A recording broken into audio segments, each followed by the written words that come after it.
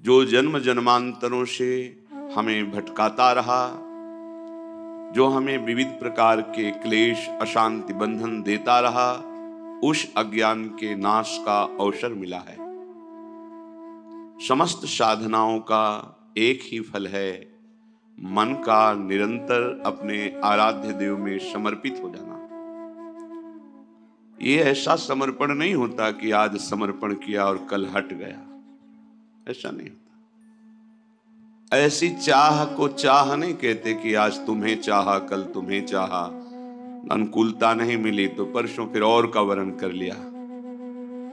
ये अव्याभिचारिणी प्रेम लक्षणा भक्ति उसी के हृदय में जागृत होती है। श्री गुरुदेव के द्वारा दिया हुआ आधार नाम रूप उसे पकड़ लिया, अब नहीं छोड़ना। गुरुदेव आज्ञा करें तो भी नहीं छोड़ना। वो परीक्षा के लिए देख सकते हैं ऐसा। तब हमारा मन जो विषयों का आधार, देह का आधार लेकर, इंद्रियों का आधार लेकर विचरण करता है, वो आराध्य देव के चरणों का आधार पाकर विश्राम प्राप्त कर लेता है। मन विश्राम को प्राप्त हो गया। मन की कोई कामना, कोई भी अंदर तृष्णा अब नहीं रह गई। इसी से वो चंचल होता है, इसी से वो विषयों को संकल्प रूप से भोगता बनता है। जब प्रभु के चरणों का आधार मिल जाता है तब शांत हो जाता है। उसे निज सुख कहते हैं। प्रभु अपने निज है, शरीर पर है, ये प्रकृति का है। निज सुख बिन मन होई कि थीरा। ये बहुत सत्य बात है कि समस्त साधनाओं का फल है मन का प्रभु में समर्पित हो जाना। ये थोड़ा कठिन है। जो नए उपासक हैं घबराए नहीं, बिना मन के भी नाम जपने से कल्याण होगा। कल्याण ये होगा कि आगे चलकर मन लगने लगेगा, मन परम शांत हो जाएगा। पर ये वृंदावन प्रेम भूमि है, यहाँ हमारा विश्राम स्थल प्रेम है। इसलिए जहां ऊंचाई की, अध्यात्म की, प्रेम की बातें आवे तो निराश मत होना। वो आगे की मंजिल है, हमें प्राप्त हो जाएगी। सारे साधनों का एक ही पर्यावसान है, मन का इष्टाकार हो जाना, इष्टमय हो जाना। परंतु ये बहुत कठिन बात है।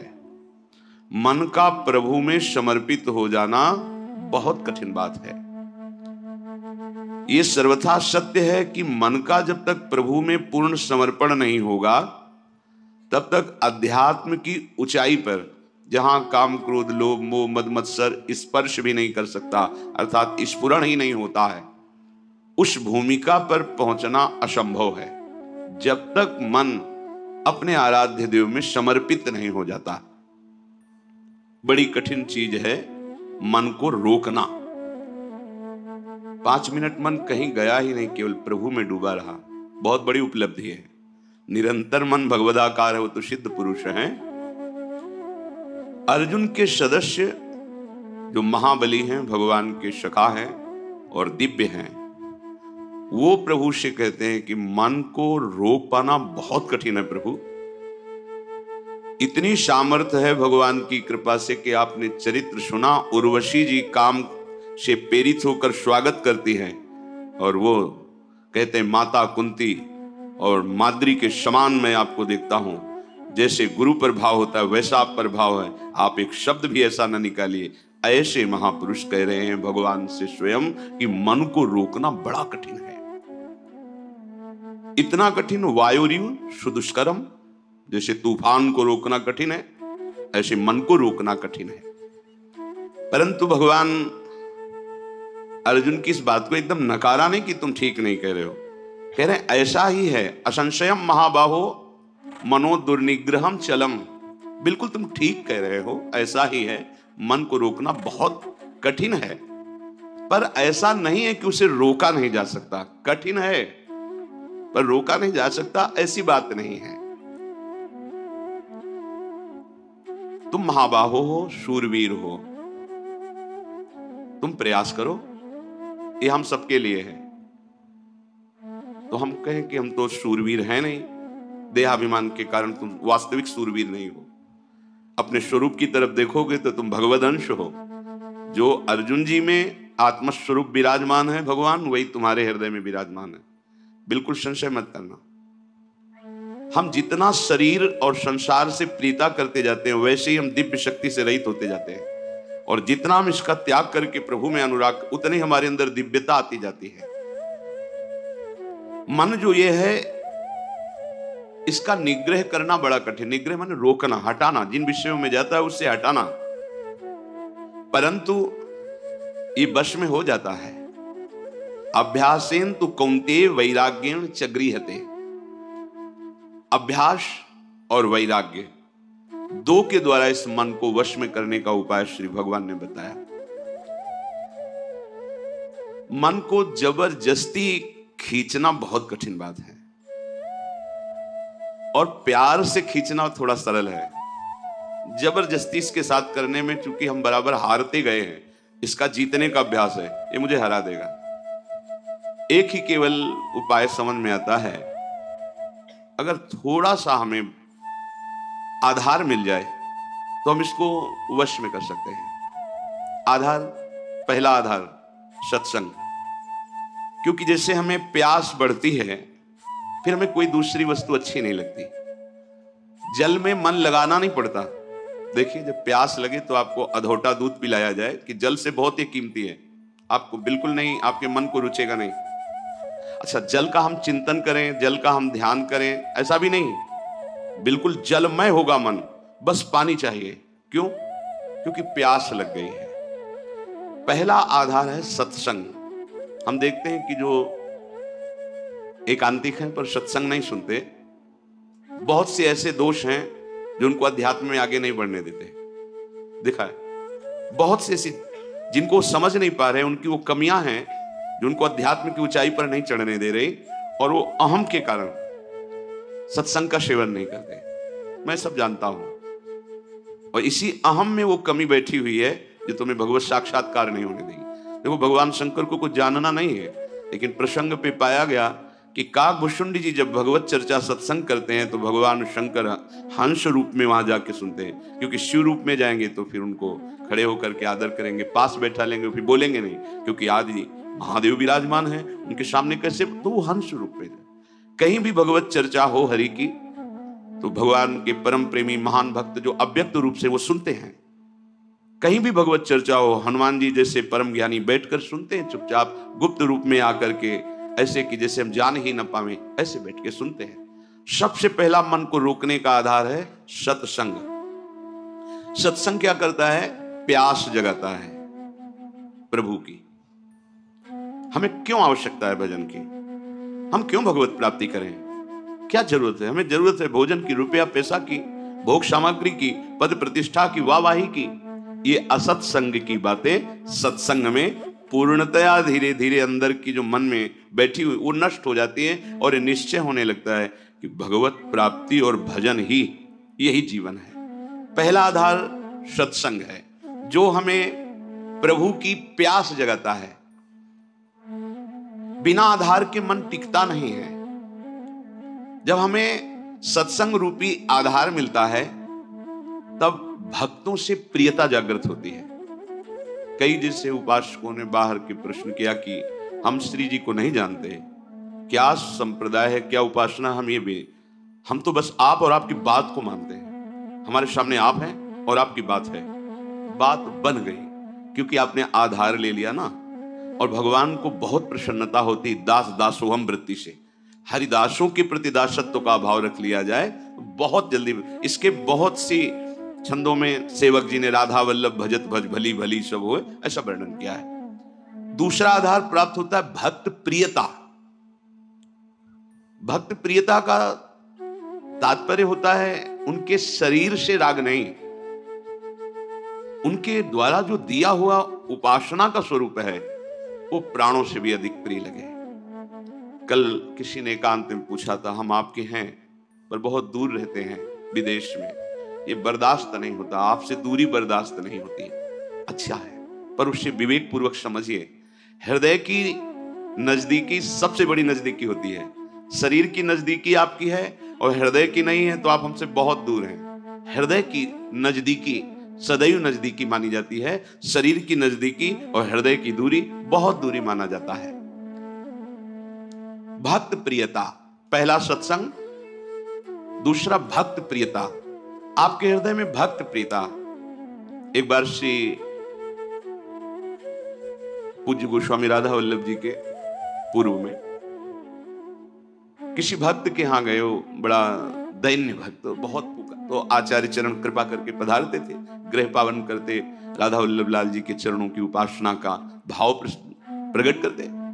उन्होंने कुछ ऐसे नाम मात्र की भेंट दी, चरणों में रोए। तो एक शिष्य थे जो बहुत धनी मानी थे, तो उन्होंने एकांत में 1,00,000 स्वर्ण मुद्राएं रखी और कहा, महाराज जी मुझे अच्छा नहीं लगता कि आप ऐसों के घर में जाएं, ये मुद्राएं रखिए, जब जितना आदेश करेंगे भेजते रहेंगे, ये हमारे गुरुदेव ऐसे नहीं। उनका तो तुम समझते हो हम धन लेने के लिए इनके घर आए?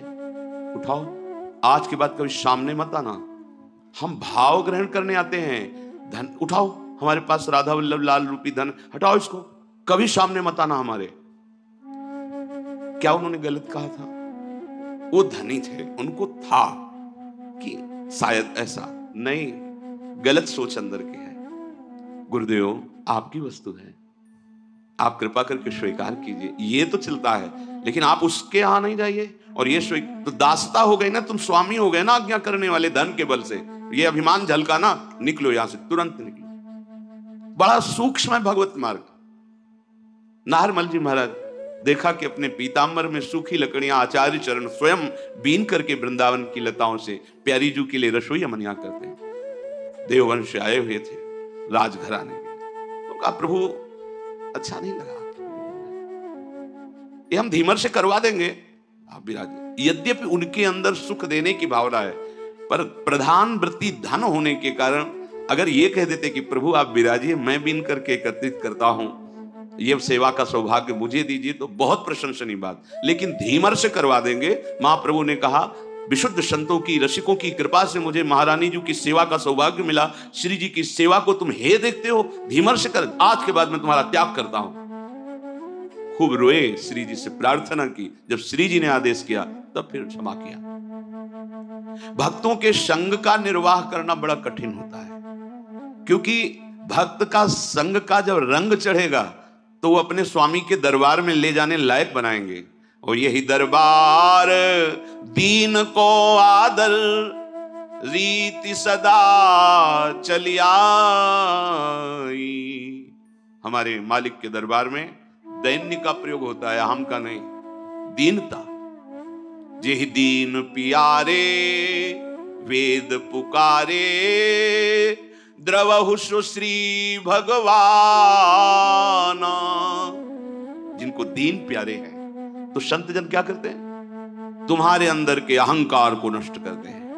अब जब अहंकार पर चोट पड़ी तो जैसे सांप की पूंछ पे पैर रख जाए तो फन ऐसे अहंकार उड़ता है। तो हम दूसरी जगह देख लेंगे, और जहां वो दूसरी जगह खड़ा दिखाई दिया, गया मार्ग गया। अब नहीं, सब जगह से भाग करके एक ही उपाय है, महारानी की शरणागति। सब जगह से खुला मार्ग है, लेकिन इनकी शरणागति की पुष्टता रसिकों से।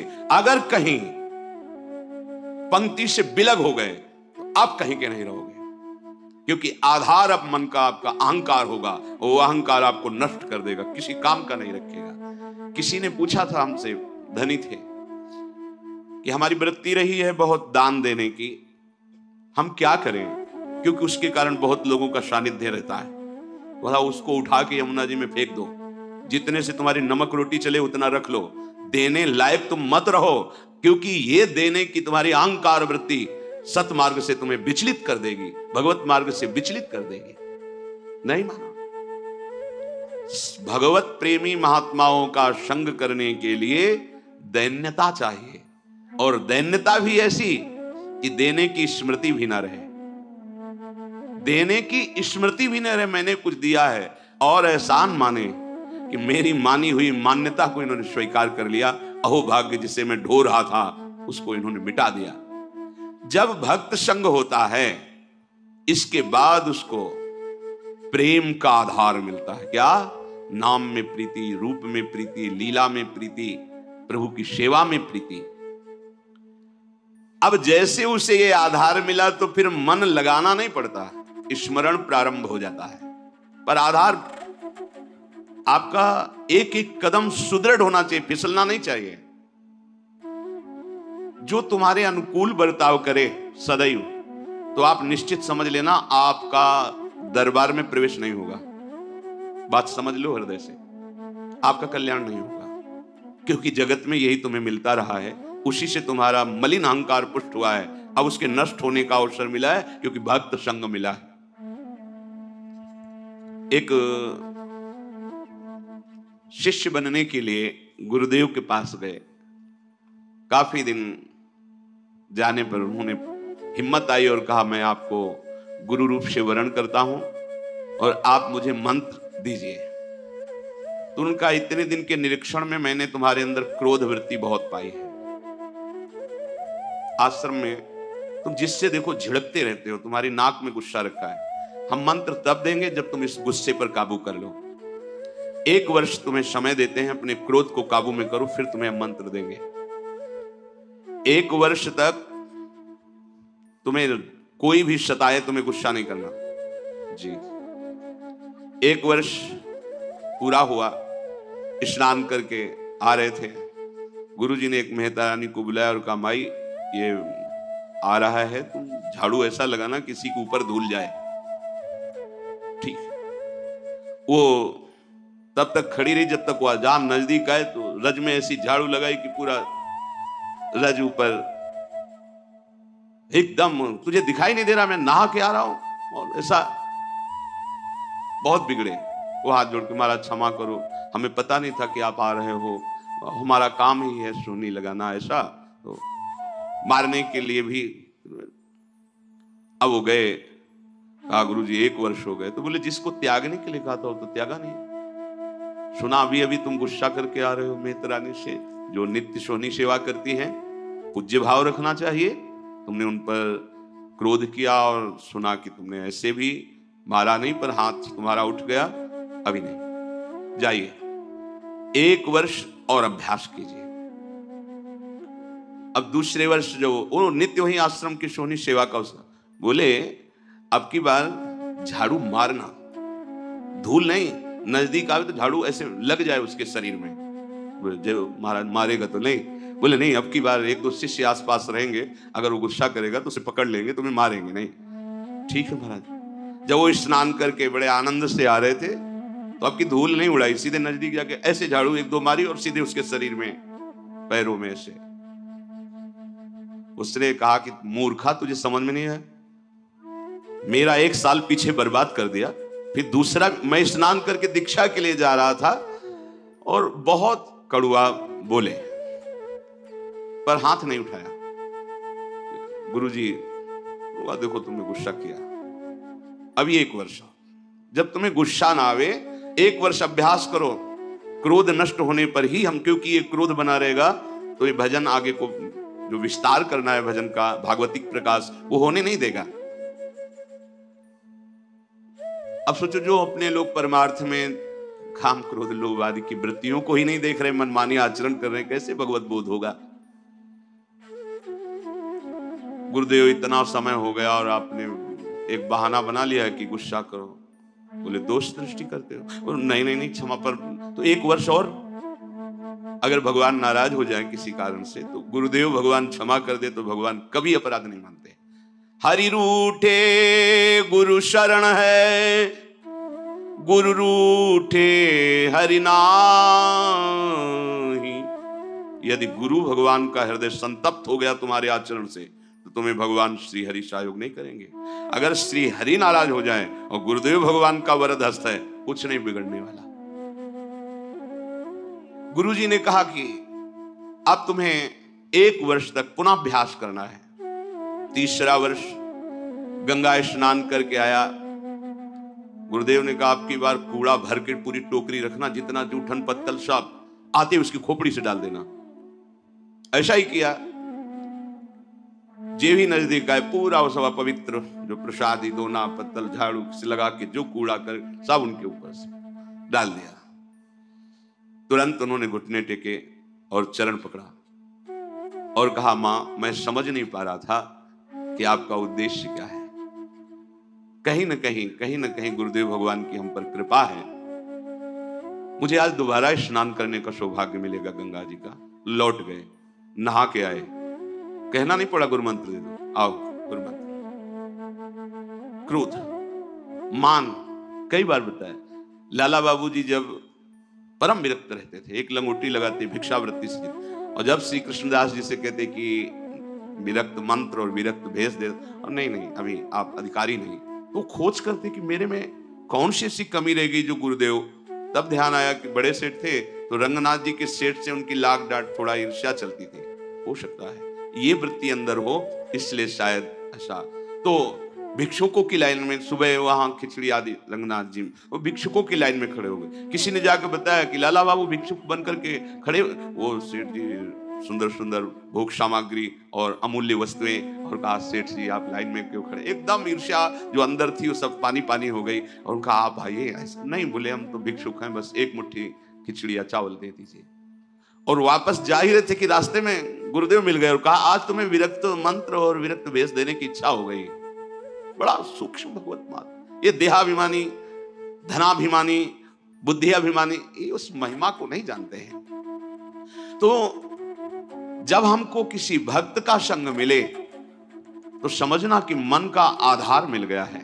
हमने प्रभु को नहीं देखा, लेकिन प्रभु स्वरूप गुरुदेव को देख रहे हैं। हम प्रभु से तो बात नहीं की, पर अपने गुरुदेव से बात कर रहे हैं। प्रभु की आज्ञा को तो हम नहीं समझ पाए, क्योंकि गीता, भागवत, वेद सब भगवान की आज्ञा है, पर हम गुरुदेव की आज्ञा पर चलते हैं। तो इनकी कृपा से ज्यादा प्रयास नहीं करना पड़ेगा, मन स्वाभाविक लगने लगेगा। साधन का उपदेश उसी के ऊपर रंग लाता है जो उनकी आज्ञा के अनुसार चलते। सुनते तो सब हैं, ध्यान रखना, रंग उसी के ऊपर। एक एक शब्द बहुत कीमती होता है। जब संत महात्मा बोलते तुम उससे ऐसा मत समझना कि इनका नशा है बोलना। एक एक शब्द बस पकड़ लो, ये परमार्थ है। एक एक शब्द पर ध्यान दो। अगर तुम उससे उपहास में ले लोगे तो कहते ही रहते, तो माया घसीट के वहां खड़ा कर देगी। अब ना पीछे के रह गए, जो मंत्र जपते थे वो नहीं चलेगा, क्योंकि तुमने दूसरा मंत्र ले लिया, और जहां मंत्र लिया वहां अपराध बन गया, अवज्ञा बन गया। अब ये भी नहीं चलेगा। होगा क्या? विषय चिंतन और लोक रिझावा, खत्म, परमार्थ खत्म।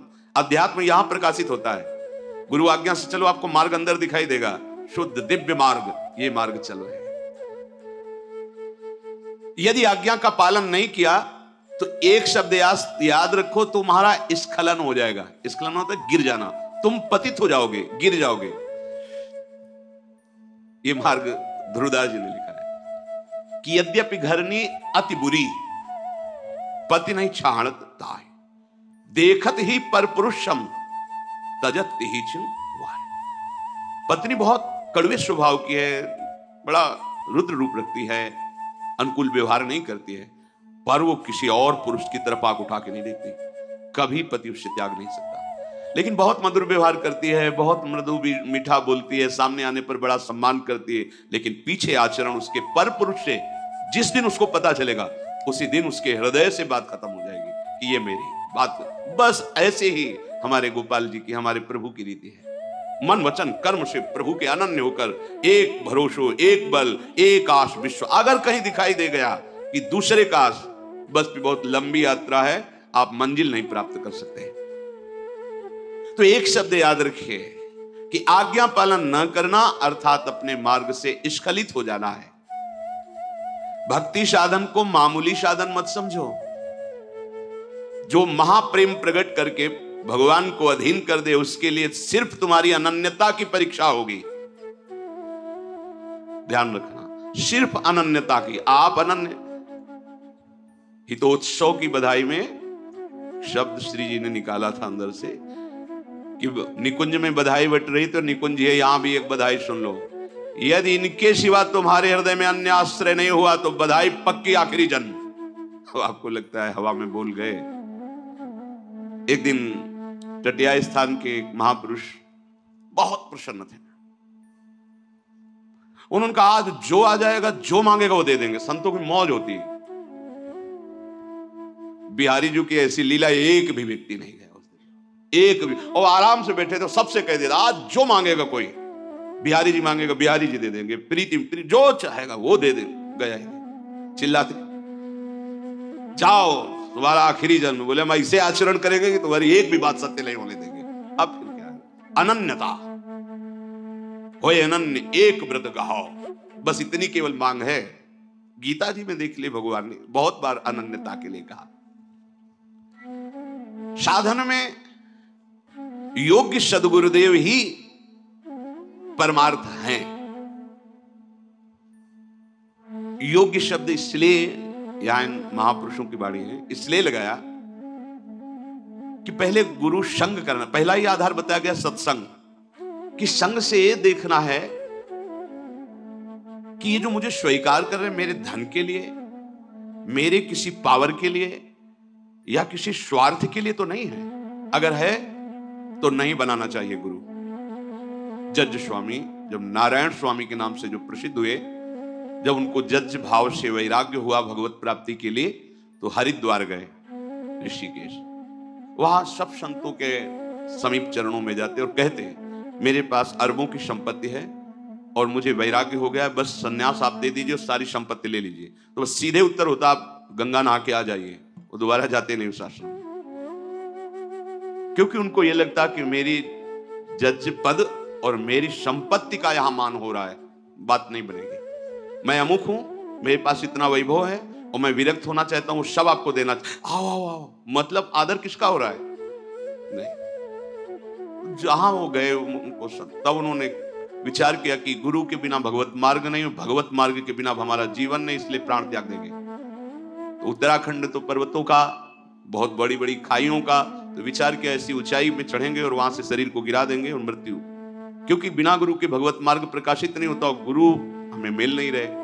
जो ही चढ़ाई पर चढ़कर गिरने की सोचा, पीछे से किसी ने पकड़ लिया। ऐसे पीछे मुड़ के देखा, एक संत खड़े थे। गुरु चाहिए, नारायण नारायण नारायण।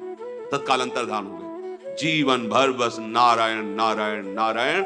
तो भाई जी के समीप जब गीता वाटिका में गए थे, तो नाम महिमा दिखाने के कोई चमत्कार नहीं, वो एक ऐसे नली रखे, कहीं भी रख दो, यहां रख दो, कान में लगाओ तो यहां नस जैसे धक धक ऐसे होती, ऐसे नारायण नारायण नारायण नारायण। काशी में एक माई थी जो सन्यास मार्ग की पथिक थी, और प्रणव ओम ओम ओम, तो जैसे तिलक बहुत काल तक लगाओ फिर धुलो तो वहां सफेद चिन्ह बन जाता है, ऐसे उसके पूरे ऐसे शरीर में ऊर्ध्व भाग में प्रणव लिखा हुआ था। लिखा हुआ नहीं, ऐसे स्वाभाविक ऐसे उसके त्वचा में दिखाई देता था। हमारे हित धाम में श्री स्वामी शरण बाबा हो गए हैं, उनके मस्तक में ऐसे राधा निरंतर रटने का, राधा राधा। यदि हम जिनके पास गए हो हमारे पद का सम्मान कर रहे हैं, हमारी भोग सामग्री का सम्मान कर रहे हैं, तो फिर बात गड़बड़ है, फिर ठीक नहीं। शिष्य बनने के लिए केवल उसकी भगवत प्रियता देखी जाती है। क्यों मंत्र लेना चाहते हो?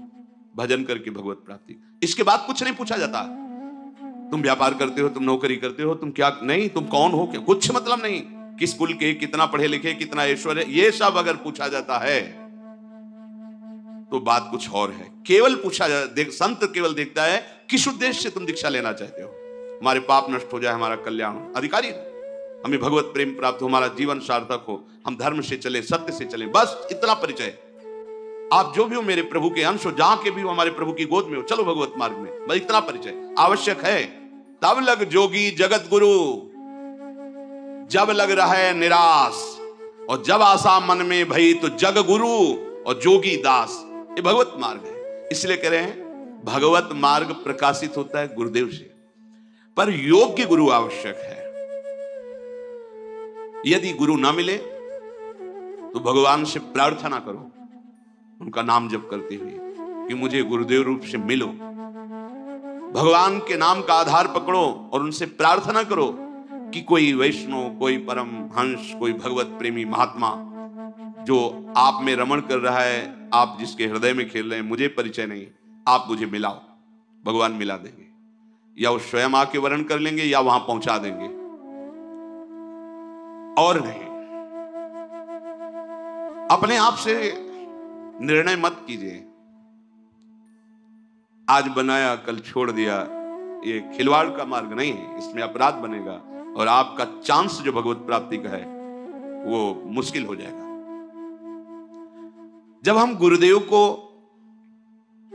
अपने मन का आधार बना लेते हैं तो हमारे मन को संबंध देते हैं। प्रभु हमारे बेटा हैं, प्रभु हमारे पिता हैं, प्रभु हमारे सखा हैं, प्रभु हमारे मालिक हैं, मैं प्रभु का दास हूं, या प्रभु हमारे पति हैं, या युगल हमारे स्वामी हैं, हम उनकी निजदासी सेचरी। गुरु भाव देते हैं। गुरु प्रदत्त भाव को स्वीकार करना, मन का आधार प्रकट हो जाना।